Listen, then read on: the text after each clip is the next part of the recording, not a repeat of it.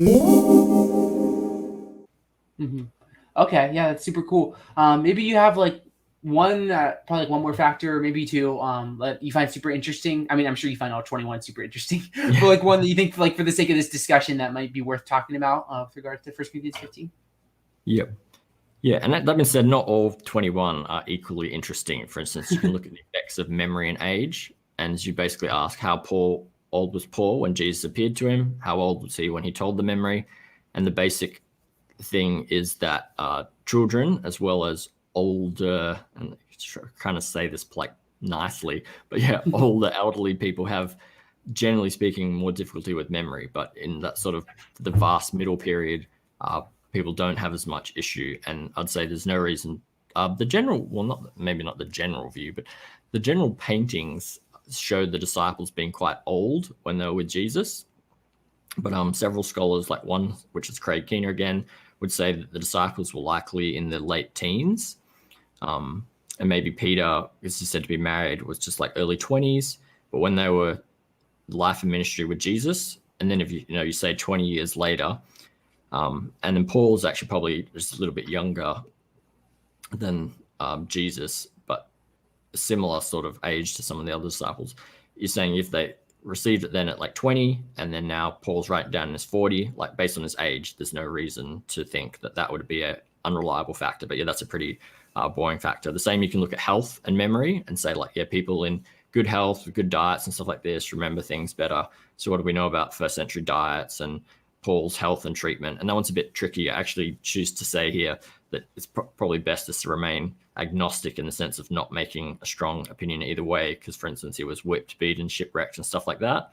But he also was traveling around and speaking and teaching, so we've got no reason to think he had a bad memory based upon his health either. But so those were probably not so interesting points. So maybe one other interesting one would be what's known as personal event memory, or like flashbulb memory. And this is basically to say that some memories are more vivid and resistant to transience than others, that certain events in our life, such as September 11th, yeah, and obviously depends how old you are. I'll take it for example. Were you born yet? I was like 1 year old, so Yeah, I have no memories of 9/11. yeah. Totally understood that. But yeah, but there would still be, I think, certain things in your life, like maybe high school graduation, Mm-hmm. um, Yeah, yeah. yeah, in people's weddings and stuff like this, or Mm-hmm. sadly, if people have traumatic experiences as well, Yeah. that can become sort of flashbulb memories for them. And these would be things that are more likely well remembered. And so the question is, would Jesus' resurrection be a flashbulb memory? And if you thought it was a bodily event, a real event, which yeah, I do, and several other scholars do, then you'd say, yeah, that's very likely generated a flashbulb memory. The experience of the disciples having followed Jesus for 3+ years, and then it seemed to turn out that they were hoping he was going to be the Messiah, the Christ, but he got crucified by the Romans. It seemed like he was a fraud, that they've wasted sort of their time and lives. And then God raises him from the dead would, yeah, just be huge and would create like a flashbulb memory. But yeah, if you compared it to some of the other views and said, the disciples just lied, a lie is not going to have that same embeddedness. And actually, at my kids' school, they've got a poster up that says, and it's a bit simplistic, but it's a kids' poster, so give them a break. It says, if you tell the truth, you don't have to remember. And the idea being for kids is saying, if you make up the lie, you got to remember your story as well. But if you just tell the truth, you can just say it as it is. And so, yeah, in that regard, for like flashbulb memory, lying isn't like to create that. And so that sort of view is likely to suffer more.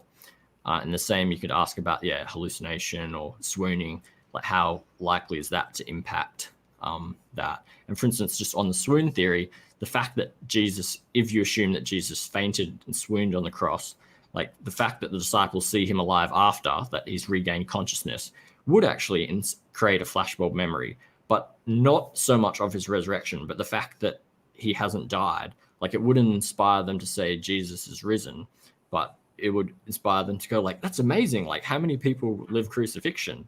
But yeah, so I was just saying there's different aspects and how it affect the different theories. And yeah, flashbulb memory is just likely to apply for Jesus' resurrection as saying it was a significant event, and they would likely be able to recall even some of the details about it.